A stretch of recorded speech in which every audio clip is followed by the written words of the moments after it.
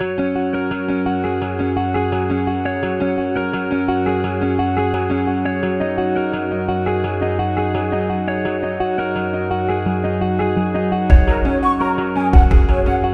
Friends, welcome to my channel. இன்றைக்கி நம்ம பார்க்க போகிற ரெசிபி வந்து ரொம்ப டேஸ்டான அண்ட் ஹெல்த்தியான ஐஸ் ஆப்பிள் பாயாசம்.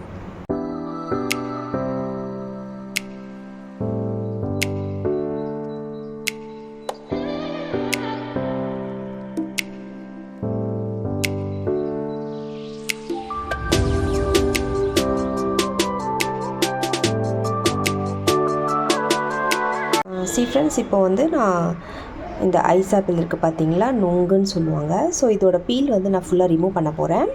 ரிமூவ் பண்ணிவிட்டு அதுக்கப்புறம் நம்ம வந்து ரெடி பண்ணிக்கலாம். ஃப்ரெண்ட்ஸ், இப்போ வந்து நல்லா தோல் ஃபுல்லாக ரிமூவ் பண்ணிட்டேன். ஸோ இந்த மாதிரி ரிமூவ் பண்ணிக்கோங்க. இது வந்து கொஞ்சம் கஷ்டம்தான், கொஞ்சம் ஹாட் ஒர்க் இது, இந்த தோல் ஃபுல்லாக ரிமூவ் பண்ணுறதுக்கு. ஸோ இந்த ஈஸியான மெத்தட் உங்களுக்கு எதாவது தெரிஞ்சுதுன்னா நீங்கள் எனக்கு கமெண்ட் பாக்ஸில் ஷேர் பண்ணுங்கள். ஃப்ரெண்ட்ஸ், இப்போ வந்து நான் இது குட்டி குட்டி பீசஸாக கட் பண்ணி ஒரு பவுலில் வந்து நான் ஆட் பண்ண போகிறேன். ஸோ வாங்க ஃப்ரெண்ட்ஸ், இப்போ வந்து ரெடி பண்ணிக்கலாம். ஃப்ரெண்ட்ஸ், இந்த மாதிரி குட்டி குட்டியாக கட் பண்ணி வச்சுருக்கேன். ஸோ இப்போது இதில் வந்து நான் சுகர் ஆட் பண்ண போகிறேன். ஒரு 2 to 3 table spoon sugar add பண்ணிக்கோங்க. நல்லா பாயில் பண்ண மில்க் வந்து ஆட் பண்ணிக்கோங்க.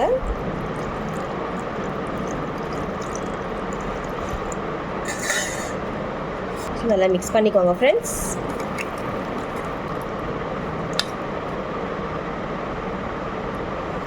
அவ்வளோதான் ஃப்ரெண்ட்ஸ், ஐஸ் ஆப்பிள் பாயாசம் ரெடி. ஸோ இப்போ வந்து நான் இது ஃப்ரிட்ஜில் எடுத்து வைக்க போகிறேன். ஒரு 2 to 3 hours வந்து நல்லா ஃப்ரிட்ஜில் எடுத்து வச்சுருங்க. அதுக்கப்புறம் வந்து நம்ம சர்வ் பண்ணி சாப்பிட்லாம். அவ்வளோதான் ஃப்ரெண்ட்ஸ், ரொம்ப டேஸ்டான ஐஸ் ஆப்பிள் பாயாசம் ரெடி ஆயிடுச்சு. ஸோ இந்த மாதிரி நீங்களும் வீட்டில் கண்டிப்பாக ட்ரை பண்ணி பாருங்கள். இது வந்து சீசனபிள் ஃப்ரூட்னால ஒன்லி சம்மருக்கு வேண்டி தான் இது இருக்கும். ஸோ நீங்கள் சீக்கிரம் வாங்கி ட்ரை பண்ணி பாருங்கள்.